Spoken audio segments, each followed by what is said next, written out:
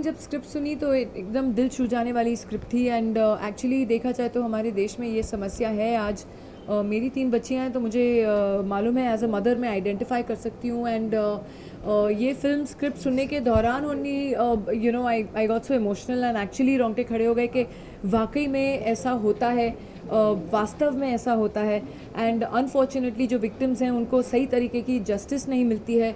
और अगर आप देखें तो वायलेंस अगेंस्ट विमेन क्राइम ये बढ़ता जा रहा है हमारे देश में, ये संख्या कम नहीं हो रही है। Even though we all are moving towards a progressive new India, पर समहाउ कहीं ना कहीं कुछ तो गड़बड़ है कि लोग शायद लॉ को सीरियसली नहीं लेते हैं या जो क्रिमिनल्स हैं उनको अब लॉ से डर नहीं है। तो कहीं ना कहीं कुछ न कुछ ऐसी बात ज़रूर हो रही है कि अब समय आ गया है कि कुछ बदलाव लाने का, और शायद हमें ऑलवेज़ गवर्नमेंट्स को या लोगों को, लॉ मेकर्स को ब्लेम नहीं करना चाहिए, लेकिन आई थिंक समय आ गया है कि हम खुद ऐसी आवाज़ें उठाएं and we try to become the change that we want to see happen.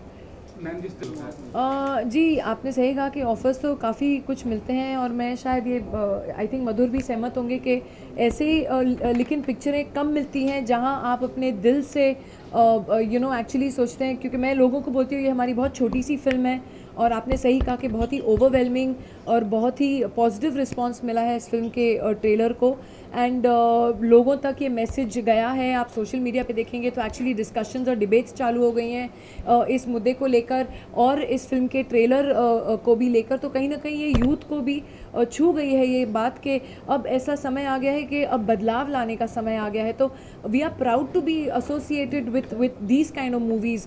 बाकी पिक्चरें तो आती हैं जाती हैं, हम करते हैं, लेकिन कहीं ऐसी एक पिक्चर जो लोगों तक पहुँचे, एक social message, strong social message पहुँचे, I think every actor dreams of doing a film like that. Sir आपका कैसा रहा एक्सपीरियंस मैम के साथ काम करने का? Well, when I was a kid, I did a film called Kahin Pyar Na Ho Jaye जिसमें मैम भी थी and मैं था, so but I didn't have any scenes with ma'am and it was always a dream to get a film with her because I've always grown up watching all her films. नहीं था कि film में से मार खाएगा। नहीं, ये dream तो नहीं था, but it's okay, कैसे भी चाटा पड़ा तो ठीक है। It helped my performance and it was really great. Can I continue? Okay. Yeah, well. आप लोग ही अपने भाई लोग का सब बर्बाद कर देते हो। Yeah, so well. Unity रखो, sorry. No, it's okay, ma'am. So I always wanted to work with her, obviously, growing up in India, and मुझे मौका मिला एक ऐसी फिल्म में which also has a social message, and this is my first film that I'm doing in the decade in India, and so I was also waiting for the right kind of project to come along, and when I heard that ma'am is also being a part of this project, I was really excited, and so I have tried my best to be really bad so that she can be really good, and she's done the same. So yeah, it was a dream come true for me. Yeah, he's actually so bad that I look so good in the film. No, ma'am. It's because of her that I look worse. No, but I think this is a subject, जैसे कि मैंने कहा, यही हमारी you know that's the youth that is talking, that अगर सबको ये एक कहीं पहुँच रही है ये बात, that this is a film that we've made for a certain reason, for a certain cause.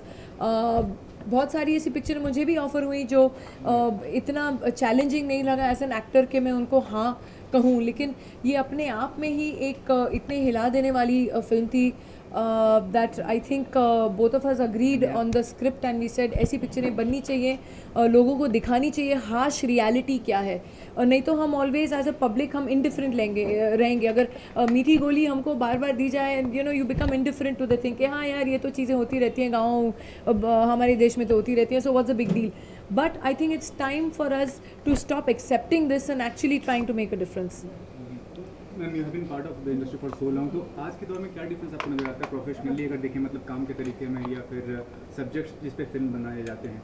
These youngsters are so professional, it's not funny. जैसे ये बेचारे ने कहा एक्चुअली थप्पड़ खाने के लिए तैयार हो गया था, इसको एक्चुअली मेरे ज़ोर का थप्पड़ पड़ा है एक सीन में इस फिल्म में, एंड ही वाज लाइक नहीं मैम कोई बात नहीं, आप प्लीज़ मार दीजिए, मेरे को कोई प्रॉब्लम नहीं है, आप टेंशन मत लीजिए, आप मार दीजिए मुझे। तो ये जो फटाक करके इसको बेचारे, I would also like to say that even though she's a senior and she's a legend, I had like, because I was really nervous, how am I gonna, during all those really scenes where we had to be very physical, but she made me really comfortable and I could also also, so that my performance doesn't look fake.